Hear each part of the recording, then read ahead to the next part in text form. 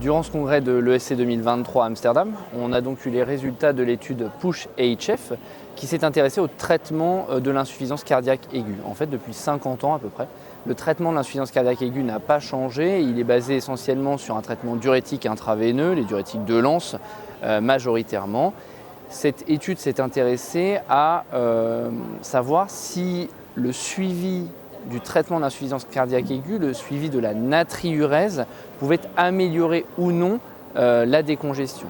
Et donc, c'est une étude monocentrique qui a randomisé des patients en insuffisance cardiaque aiguë entre deux bras, un bras standard of care, donc le traitement habituel diurétique, et un bras traitement diurétique, mais avec une surveillance de la natriurèse, une adaptation en fait des traitements diurétiques en fonction de celle-ci. Si elle était inférieure à 70 mmol par litre, eh bien, il y avait une adaptation thérapeutique possible. Le critère de jugement principal, c'était la diurèse et la natriurèse à 24 et 48 heures. Et on s'aperçoit que dans le bras contrôle de la natriurèse, il y a une augmentation significative de la natriurèse, une augmentation significative aussi de la diurèse, que ce soit à 24 ou 48 heures.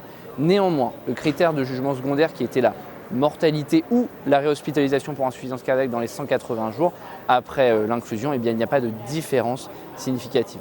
Finalement, en conclusion, qu'est-ce que nous apporte cette étude ? Eh bien, ça montre qu'on peut monitorer davantage dans l'insuffisance cardiaque aiguë le traitement diurétique et pas donner toujours la même chose à tout le monde en cédant de la natriurèse pour améliorer l'effet diurétique et donc la congestion, même si pour le moment cette étude n'apporte pas d'intérêt en termes de réhospitalisation pour insuffisance cardiaque.